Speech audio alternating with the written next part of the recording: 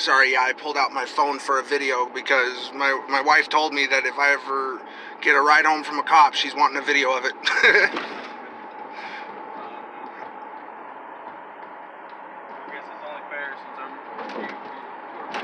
Hey, you know what? I can respect that though. You know, that's why I love being home.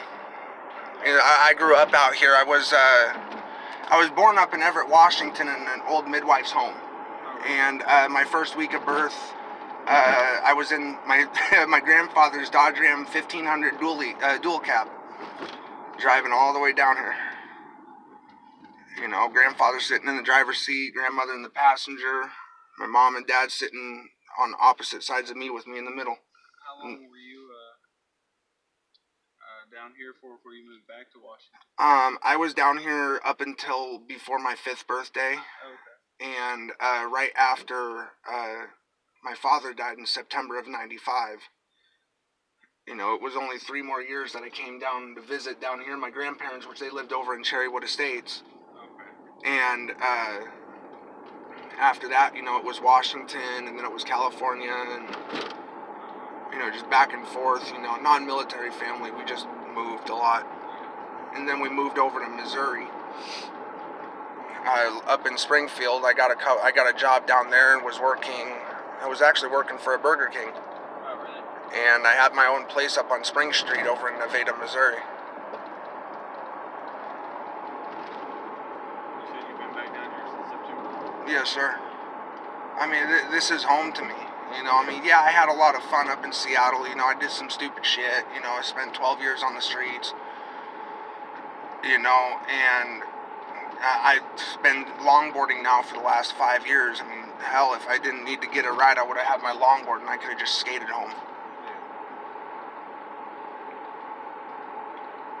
You know, but it was just one of those things. I needed to call you guys because I was just going through it, and yeah, I could have listened to music and walked, but if I would dwell on it, you know, I'll sit there and I could possibly punch something, you know, and I don't need that. You're perfectly fine, man. It's not an issue at all.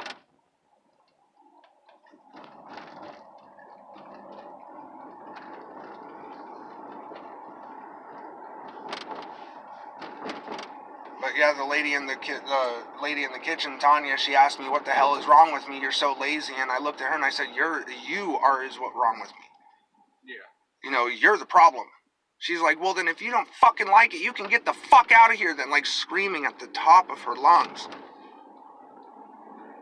You know, and I sat there and I picked up the dish and I went and threw it over in the sink, went over to the clock in, put my thumb in, hit clock out, hit okay, and went back to the break room, grabbed my jacket, grabbed my backpack, and I walked out. And I sat there and I said, I'm calling the EEOC tomorrow. And they're like, who the hell is the EEOC? I said, the Equal Employment Opportunity Center.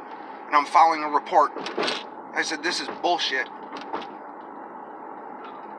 people just don't need to be in a management position. She's not even a manager. She's just a regular. Yeah, she's a cook. She works there Monday through Friday.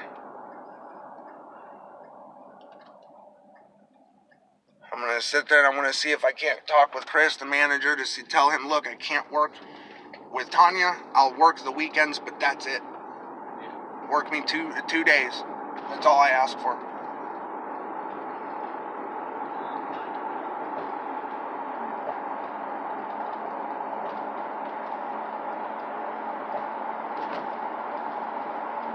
And then what's the crisis place again that you were telling me about?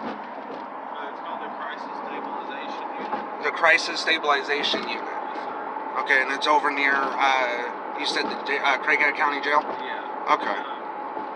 If you just walk up, they're probably not going to let you in.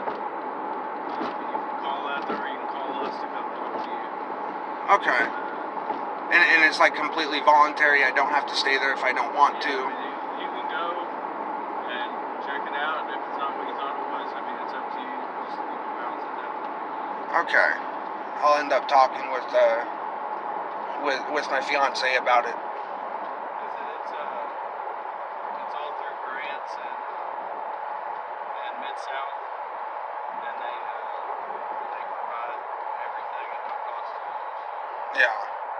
That's what I'm saying. You know, I'll talk with the fiance about it, see if it's something that I should probably go for, and you know. But I also want her to be on board with it too. You know, even though we're not married yet, I still like to keep her informed on what I could be doing or if I'm going to be doing anything like that. You know, so then she doesn't have to worry.